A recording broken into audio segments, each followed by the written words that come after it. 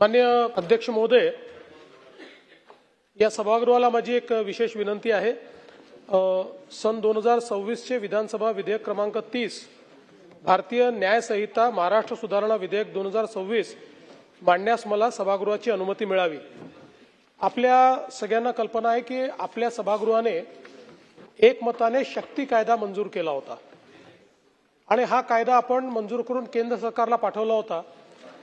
त्यावेळी केंद्र सरकारने त्या ठिकाणी आपल्याला सांगितलं होतं की बीएनएस हा नवीन कायदा होतोय आणि त्यामुळे आता जर तुमचा कायदा मंजूर केला तर दोन कायद्यांमध्ये कॉन्फ्लिक्ट होईल आणि मग बीएनएसचा कायदा हा केंद्र सरकारने मंजूर केला आणि जवळजवळ आपल्या शक्ती कायद्यातल्या ज्या तरतुदी होत्या त्या तरतुदी त्यांनी बीएनएसच्या कायद्यामध्ये घेतल्या। आपण एक समिती डीजींच्या अध्यक्षतेखाली तयार केली आणि त्या समितीला आपण सांगितलं की आपण केलेला शक्ती कायदा आणि बीएनएसचा कायदा याच्यामध्ये अशा कुठल्या तरतुदी आहेत की ज्या आलेल्या नाहीत, तर त्या संदर्भात डीजींनी एक रिपोर्ट आपल्याकडे सादर केला आणि आपला संपूर्ण जो कायदा आहे त्या कायद्यातले 2 कलम सोडून बाकी सगळे कलम हे बीएनएस मध्ये आले आहेत अशा प्रकारचा त्यांनी आपल्याला त्या ठिकाणी रिपोर्ट दिला आणि ही जी 2 कलम आलेली नाहीत ही स्टेट अमेंडमेंट म्हणून आपण मान्य केली पाहिजेत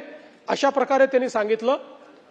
मग हे 2 अमेंडमेंट काय आहेत तर अगदी छोटे छोटे अमेंडमेंट आहेत जे त्या कायद्यात आले नाहीत।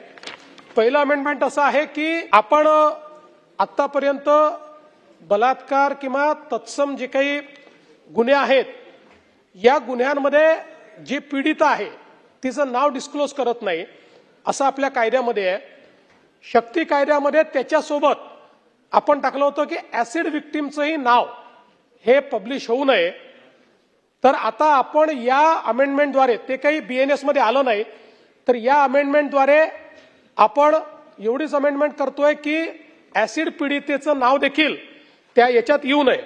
दुसरं जी अमेंडमेंट आहे त्याच्यामध्ये आपण जी अमेंडमेंट करतोय त्यात महिलांच्या गोपनीयतेचा विषय झाला की हे जे काही पूर्वीच्या काळामध्ये वेगवेगळ्या म्हणजे कोणाशी सेक्शुअल ऍडव्हान्समेंट करणे किंवा अशा पद्धतीच्या गोष्टीच गुन्ह्यामध्ये होते, आपण शक्ती कायद्यामध्ये आता जे वेगवेगळे डिजिटल माध्यम आले आहेत त्या डिजिटल माध्यमावरही स्त्रीची बदनामी केली तर ती बदनामी सेक्शुअल ऑफेन्सच्या अंतर्गत किंवा हे जे वेगवेगळे आपण रेपचे वेगवेगळे कॅटेगरीज दिलेले आहेत, मोलेस्टेशनच्या कॅटेगरीज दिल्या आहेत त्या कॅटेगरीमध्ये येतील अशा पद्धतीनं आपण त्यावेळेस केलं होतं।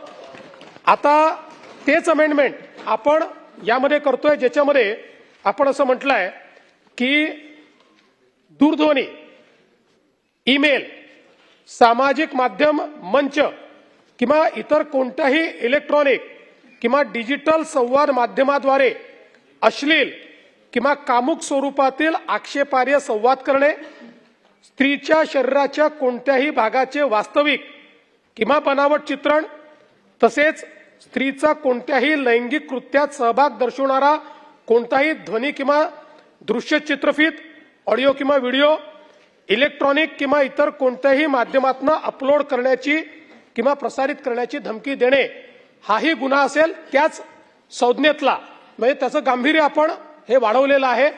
अशा प्रकारचे 2च अमेंडमेंट आहेत की जे शक्ती कायद्यात होते पण बीएनएस मध्ये आलेले नाहीत, म्हणून ह्या 2 अमेंडमेंटला स्टेट अमेंडमेंट म्हणून आपण पुन्हा त्या ठिकाणी केंद्र सरकारकडे पाठवतो आणि म्हणून हे विधेयक मी मांडलेलं आहे। महोदय, आपल्या अनुमतीने सन 2026 चे विधानसभा विधेयक क्रमांक 30 भारतीय न्याय संहिता महाराष्ट्र सुधारणा विधेयक 2026 मी मांडतो। प्रस्ताव असा आहे की सन 2026 चे विधानसभा विधेयक क्रमांक 30 भारतीय न्याय संहिता विधेयक 2026 मांडण्यास अनुमती देण्यात यावी। प्रश्न असा आहे की सन 2026 चे विधानसभा विधेयक क्रमांक 30 भारतीय न्याय संहिता महाराष्ट्र सुधारणा विधेयक 2026 मांडण्यास सभागृहाची अनुमती आहे काय? अनुकूल असतील त्यांनी होय म्हणावे, प्रतिकूल असतील त्यांनी नाही म्हणावे। होयचे बहुमत आहे, होयचे बहुमत आहे, प्रस्ताव संमत झाला। माननीय अध्यक्ष महोदय, विधानसभा विधेयक क्रमांक 30 भारतीय न्याय संहिता महाराष्ट्र सुधारणा विधेयक 2026 विचारात घेण्यात यावे असा आपल्या अनुमतीने मी प्रस्ताव मांडतो। सन 2026 चे विधानसभा विधेयक क्रमांक 30 भारतीय न्याय संहिता महाराष्ट्र सुधारणा विधेयक 2026 मांडण्यात आले. कन्सिडरेशन घ्या. पुरुषांना सुद्धा न्याय देणारी व्यवस्था कायद्यानं आपल्याला करता येईल का याचा आपण या निमित्तानं अभ्यास करावा. आणि आपण ह्या ज्या अमेंडमेंट आणलेल्या आहेत याला आमच्या वतीनं पूर्ण पाठिंबा आहे एवढंच जाहीर करतो आणि या ठिकाणी थांबतो. 2017 साली बलात्कार केला, 2025 साली केस. 2 वर्षाच्या आत झालं तर ठीक आहे, 1 वर्षाच्या आत झालं तर ठीक आहे, 5-5 वर्ष, 4-4 वर्ष, त्याच्यातली काही प्रकरणं ही म्युच्युअल असतात. पण म्युच्युअल मध्ये भांडण झालं की गेलं तर त्याच्यावरती सुद्धा काही या शक्ती कायद्यामध्ये अंतर्भूत करून काही करता येतं का? की अनेकदा हे सगळं राष्ट्रीय पातळीवर होतं किंवा ह्याचे जे काही सोर्स असतात ते बाहेर असतात. आता ऍसिड विक्टिमचं नाव न बाहेर येऊ देणं किंवा जे काही डिजिटल माध्यम आहे हे नॅशनली मला वाटतं येणं गरजेचं आणि आपण जर इथे या संदर्भात ठराव केला तर ते देशावर देखील त्याचा चांगला परिणाम होऊ शकतो अशी मी आपल्याकडे विनंती करतो. जे विषय या ठिकाणी मांडलेले आहेत निश्चित ते महत्वाचे आहेत, कारण कुठलाही कायदा करताना त्या कायद्याचा दुरुपयोग होऊ नये अशा पद्धतीची ही भावना आहे. आणि या संदर्भात खरं म्हणजे वेळोवेळी आता सर्वोच्च न्यायालयाने देखील याच्या मिसयूजची दखल घेतलेली आहे. किंबहुना मध्यंतरी ज्याचा उल्लेख आव्हाड साहेब किंवा आपण असलमजी आपण म्हणालात तर त्या संदर्भात म्हणजे कन्सेन्शुअल काही ऍक्टिव्हिटी झाली आणि नंतर मग त्याला कन्व्हर्ट करण्याचा जो प्रयत्न आला याच्यावर खूप कडक शब्दात सुप्रीम कोर्टाने आताच एक नुकता निर्णय दिलेला आहे की हा कायद्याचा मिसयूज आहे. त्यामुळे निश्चितपणे ही भावना योग्यच आहे की कोणी अशा प्रकारे कायद्याचा मिसयूज करू नये.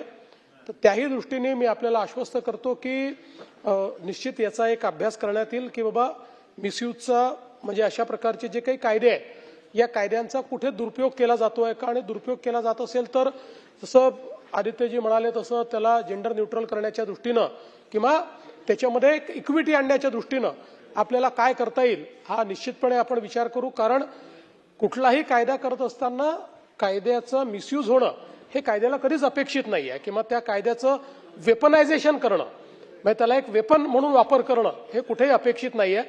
त्यामुळे निश्चितपणे ही जी भावना आपण सगळ्यांनी बोलून दाखवलेली आहे त्या संदर्भात मी निर्देश देईल आणि त्याचाही हो ते म्हणूनच तोच विषय म्हणतोय मी तोच विषय भास्करराव पुरुषांचा जो आता विषय आलेला आहे. तर जर अशा प्रकार शेवटी पुरुषांना न्याय द्यायचा म्हणजे जेव्हा अशा प्रकारच्या कायद्याचं वेपनायझेशन होतं तर म्हणूनच याचा एक थोडा तुलनात्मक अभ्यास करून मग त्याच्यावर काय केलं पाहिजे तर त्या संदर्भातल्या सूचना या निश्चितपणे देण्यात येतील वेपनायझेशन होऊ नये म्हणून. दुसरं आपण जे आदित्यजी सांगितलं या ठिकाणी तर मुळात कायदा आणि सुव्यवस्था हा स्टेट सब्जेक्ट आहे. पण ज्यावेळेस आपले सगळे प्रमुख कायदे असतात त्यावेळी केंद्र सरकार सगळ्या राज्यांकरता मिळून लेजिस्लेट करतं.